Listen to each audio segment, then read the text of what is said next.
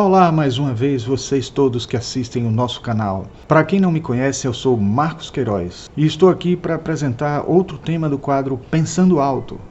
E desta vez eu vou responder uma pergunta que muitos fazem e que eu mesmo me fiz durante algum tempo. Qual é a famosa e anunciada concepção de Deus de Spinoza? Não tenho a pretensão de convencer ninguém de que Deus existe, mas nesse vídeo eu vou apresentar uma maneira mais convincente e coerente de acreditar em Deus, partindo da ideia de Spinoza e avançando pelas ideias da teosofia, complementando também com algumas ideias que eu mesmo tenho da concepção de Deus. Tá? Não sei se vocês vão acreditar nessa, mas de qualquer forma, é a forma como a gente entende a divindade. Né? Logo depois da vinheta, e aproveitem a vinheta para se inscreverem no canal, apertarem o sininho e darem o seu like, ok? Vamos lá então.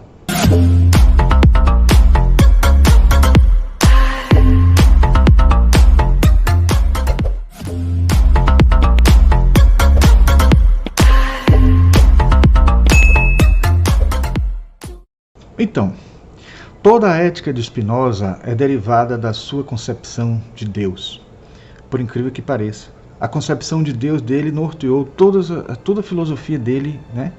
E Spinoza, em sua principal obra, A Ética Demonstrada à Maneira dos Geômetras, defende a ideia de que Deus e a natureza são a mesma coisa. Portanto, ele concebe Deus como um ser imanente, presente na natureza, né? Imanente à sua própria obra, ou, em outras palavras, um ser que se confunde com tudo que ele criou.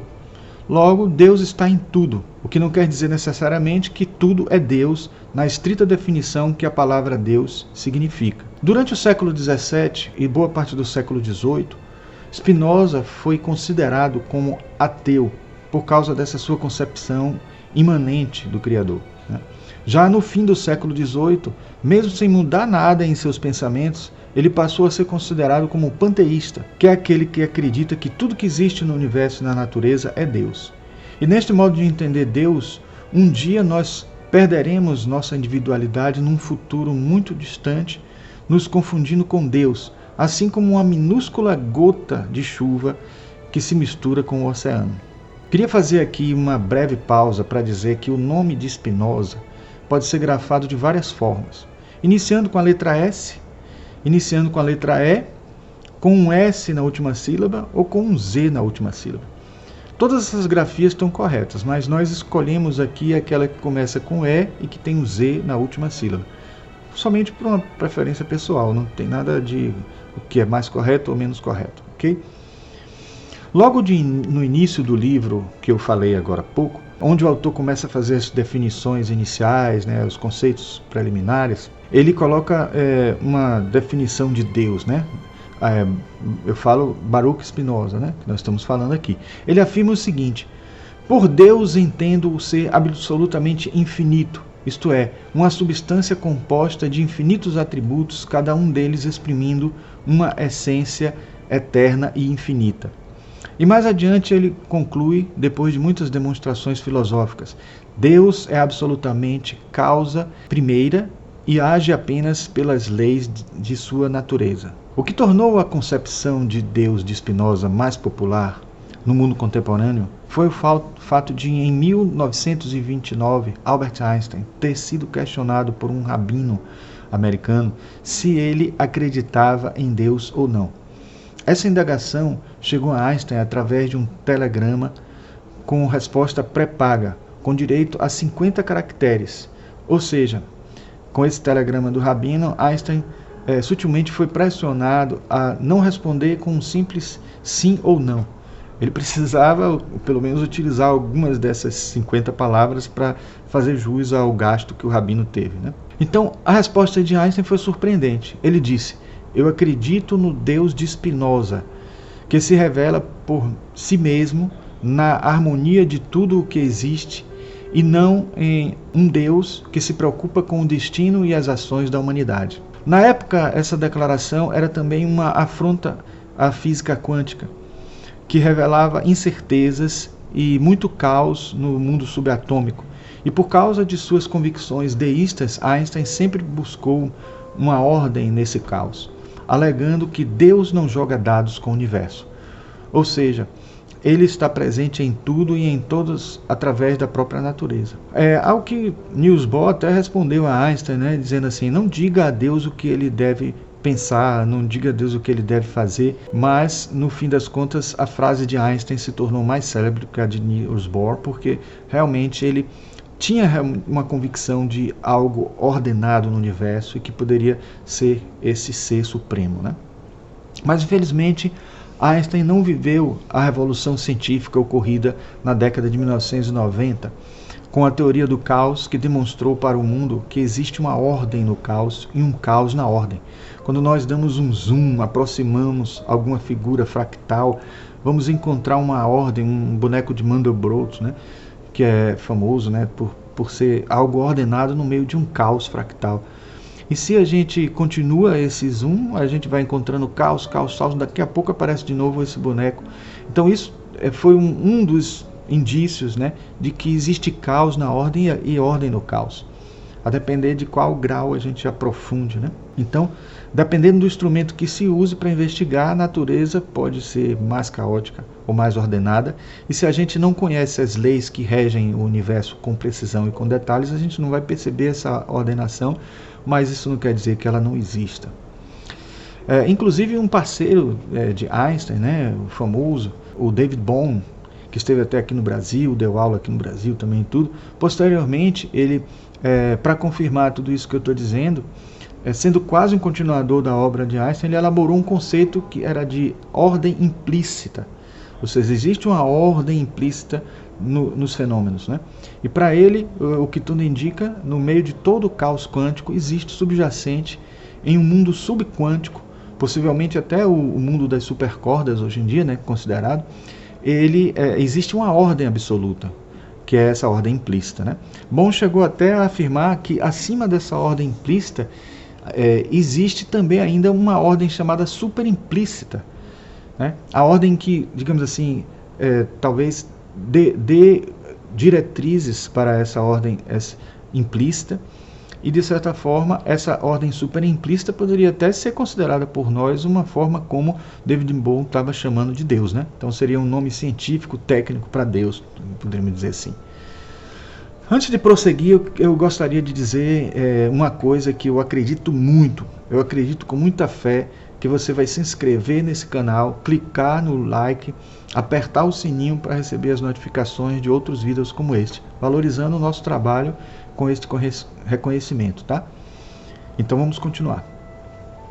Em outro livro intitulado Breve Tratado de Deus, do Homem e do Seu Bem-Estar, que por um acaso está aqui do meu lado, né?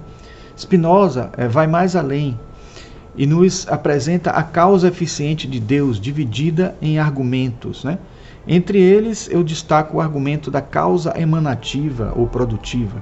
É nesse ponto de sua argumentação que a concepção de Deus de Spinoza mais me convence, né? Neste argumento, Spinoza superpõe a teologia com a concepção teosófica de Plotino do emanacionismo, mesmo que tenhamos que fazer uma ressalva de que nem todo o espinosismo é emanacionista, porque Spinoza concebe Deus deixando ainda opções para concepções que seguem outro rumo. Neste livro, Spinoza apresenta a causa eficiente de Deus dividida em 8 partes, mas como eu disse, vamos só escolher as 2 primeiras para poder não ficar muito longo esse vídeo, né? As 2 primeiras são as seguintes, nas palavras de Spinoza: dizemos que Deus é a causa emanativa ou produtiva de suas obras, e em relação à operação que se está realizando é uma causa ativa ou eficiente. Ou seja, ele já está aí mostrando que ele tem uma concepção emanacionista de Deus, né? Entendendo que Deus não é aquele que cria o universo, mas que emana o universo, né? E a segunda causa eficiente de Spinoza Deus é causa imanente e não transitiva, já que opera tudo em si mesmo e não fora, posto que fora dele não há nada. Então, está tudo dentro de Deus. Então, não é à toa que ele concebe Deus como emanando o universo, porque ele não coloca para fora nem faz algo existir fora dele. Ele simplesmente irradia algo de si mesmo. Então, é parte dele que está ali aparecendo como criação, né? Por essas afirmações fica claro que Deus, para Spinoza, é atuante em tudo. Portanto, à primeira vista, nem precisa de arautos, avatares ou representantes na Terra como anjos, santos, devas, orixás, gênios, etc. Entretanto, quando ele afirma que Deus é causa emanativa, ele não está dizendo que apenas o universo físico e a natureza é parte dele, por emanação, mas todos os seres também são, inclusive nós. Por essa razão, os seres mais evoluídos, emanados de Deus, são sim seus arautos, seus auxiliares invisíveis na manutenção e contínua emanação criativa do universo. O fato de Deus delegar parte da sua obra a componentes que irradiam dele mesmo não tira dele a assinatura da criação em cada construção feita pelos anjos ou devas. Ou seja, os próprios anjos e devas também emanam, são co-criadores. Nós, como criaturas divinas, ou pelo menos seres emanados de Deus, também emanamos. Então nós criamos, através de emanação, nós criamos nosso universo também, ao que está à nossa volta. Diga-se passagem, a gente sabe que a consciência atua sobre a matéria, né? A física quântica está demonstrando isso cada vez mais. Então, isso é parte da nossa emanação como co-criadores do universo também. Deus é atuante em tudo, porque tem representantes que são emanações divinas. E quanto mais evoluídos esses seres, como os anjos ou devas, mais participam do plano divino, ainda que mantenham suas individualidades e sua condição de ser relativas e não absoluta. Mas existem também os seres elementais que atuam sobre a natureza e sobre o mundo material, constituindo e transformando sua existência no âmbito do que está ao seu alcance como verdadeiros deuses em miniatura. Estes seres, para a concepção teosófica, são construtores do universo. Eu costumo dizer que eles são os componentes da tecnologia divina. A tecnologia divina ele utiliza a hierarquia angelical mesmo, os elementais e todos os seres da natureza que estão subordinados ao Ser Supremo, ao Absoluto e a todos os que vêm na hierarquia, né, dessas emanações. Muitas tradições do passado que acreditavam em multiplicidade de divindades, né, como os animistas pré-históricos, os egípcios, os gregos, os romanos, os indianos e as religiões de matrizes africanas, eram e são classificados ainda hoje equivocadamente como politeístas, por não se entender muito bem o conceito do teológico, que considera a possibilidade de existir um Deus único, absoluto, e vários deuses com D minúsculo, que são seres relativos em evolução e pertencentes a uma hierarquia que liga todos os seres em uma teia ontológica e divina de acordo com o grau evolutivo. Esses seres, né, em hierarquia, que estão em evolução, eles, na tradição católica, recebem o nome de hierarquia angélica. No hinduísmo é chamado de reino dos devas. Nas tradições africanas, orixás. Entre os árabes são os djinns ou gênios, e assim por diante. Estes povos não eram necessariamente politeístas. Quando os egípcios deixaram de adorar vários deuses que teriam o mesmo poder, para adorar apenas Atom, o deus Sol, eles se tornaram atonistas e ao mesmo tempo monoteístas. Mas antes disso, eles não eram politeístas, né, como a gente pensava, né? Pois antes do atonismo havia um deus supremo e todo um panteão de outros deuses subordinados.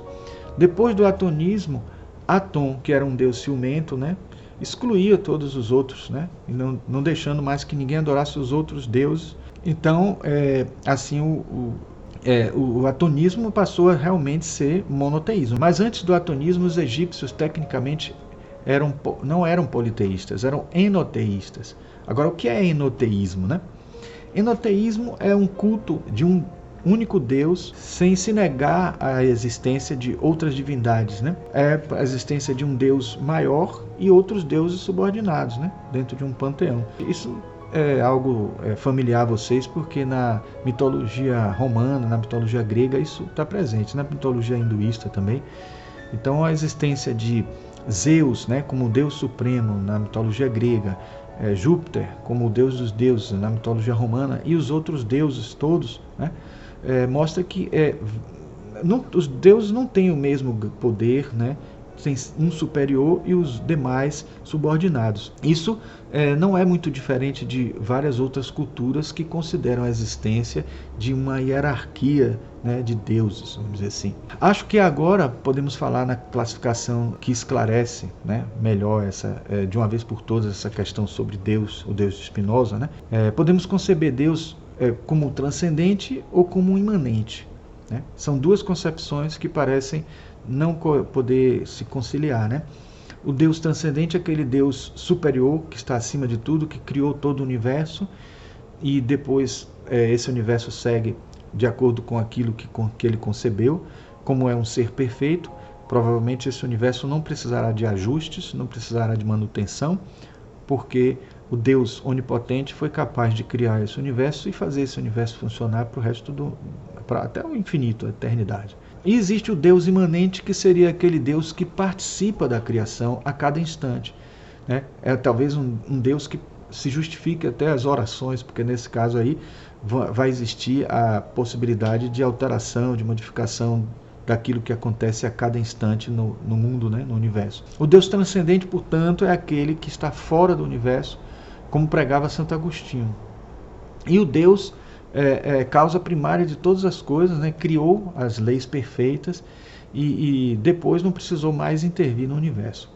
Afinal, acreditar que Deus precisa corrigir alguma coisa da sua criação parece uma condição humana demais para um Deus, né? Spinoza, ele já trouxe uma concepção pioneira, vamos dizer assim, né, de um Deus imanente, né, atuante sobre o universo, em cada fenômeno, natural ou não.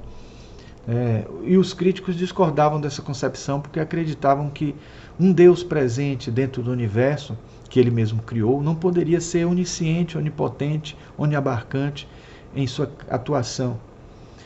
E temos como referência a ideia de que, se entrarmos no detalhe em alguma coisa que estivermos fazendo, né, perdemos a noção do todo. E se queremos ver o todo, né, o geral, a Gestalt, a gente perde o detalhe.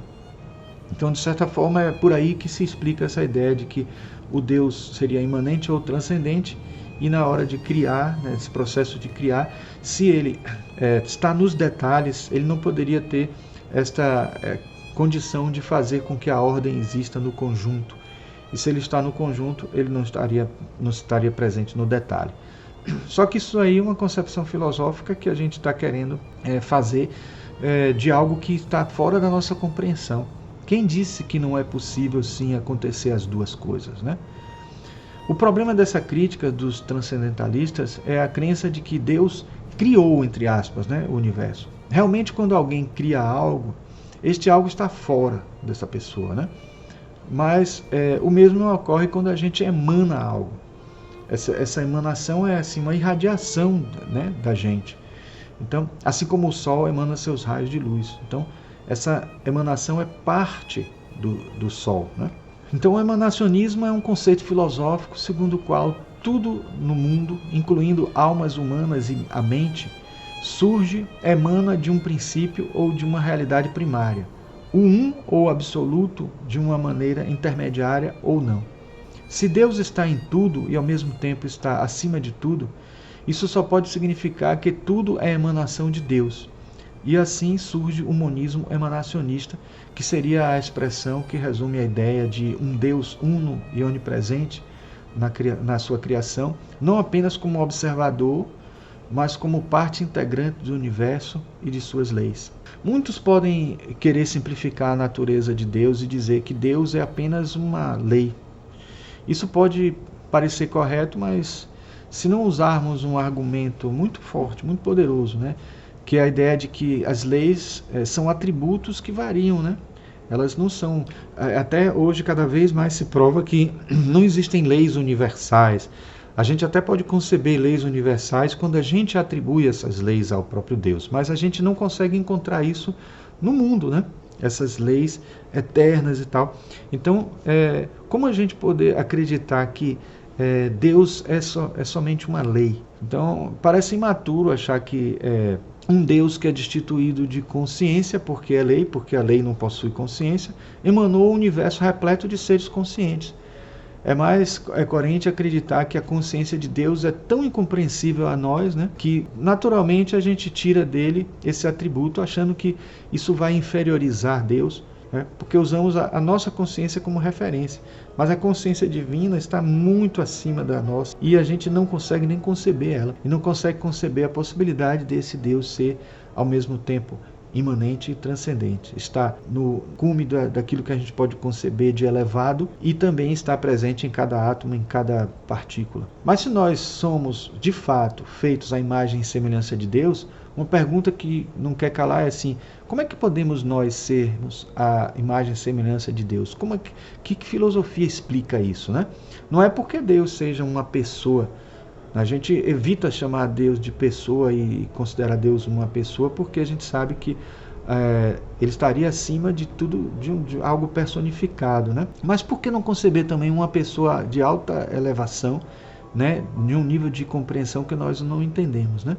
Mas ele não é a nossa imagem e semelhança por causa disso. Ele é porque em nossa essência mais elevada nós somos chispas divinas, né? Nós somos irradiações do próprio Deus uno, né? Então buscar a nossa reunião com Ele, né, voltar a sermos a voltarmos pelo caminho da própria irradiação divina é tarefa de todo religioso, né?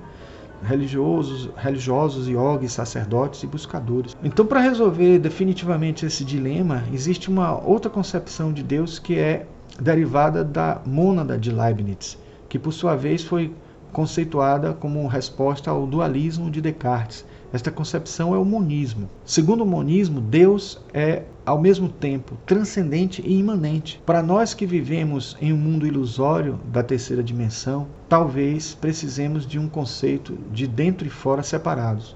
Mas numa perspectiva multidimensional, o dentro e o fora talvez seja a mesma coisa. Aqui nós vemos uma representação mais sintética das concepções possíveis de Deus, né? De um modo mais geral, que é o teísmo, o deísmo e o monismo, né? O teísmo é o Deus transcendente e causa meramente primária, que tem como lema, né, a passagem da Gênesis, capítulo 1, versículo 1. No princípio, Deus criou os céus e a terra. No deísmo, Deus é imanente e atuante como causa contínua de tudo. E como lema a gente tem uma passagem de Lucas, capítulo 12, versículo 7. Até os fios de cabelo de vossa cabeça estão todos contados, mostrando que Deus está presente em cada fenômeno, né, da realidade. E por fim o monismo, que reúne esses dois, né? Deus é transcendente e imanente, causa de tudo por emanação, pegando o conceito de emanação do deísmo e trazendo também o transcendental que está do teísmo, né? E como lema a gente pode dizer que seria a passagem de João, capítulo 10, versículo 30. Eu e o Pai somos um. Se recorrermos agora à teosofia para completarmos todos os elos perdidos dessa questão sobre Deus, podemos dizer que no monismo, Deus e o universo não são feitos de substâncias diferentes, mas são constituídos de um mesmo elemento em graus de sutilezas distintos. Daí o fato de usarmos os termos mônada e monismo. Assim, Deus está em tudo, conscientemente, e tudo é Deus, sem cairmos no panteísmo, pois tudo o que existe no universo, segundo a teosofia moderna, tem alguma consciência e, mesmo sendo emanação divina, continua eternamente tendo sua individualidade garantida dentro da teia divina. Pessoal, eu fiz alguns outros vídeos que vão aparecer aqui na tela, que podem expandir esse tema, esses assuntos, aprofundar um pouco mais o que a gente falou aqui, né? E se desejarem, assistam, curtam, se inscrevam no canal e comentem também quando tiverem alguma questão e quiserem tirar dúvida. Não se acanhem não, certo? Ok? Nos vemos então no próximo vídeo, pessoal. Até lá!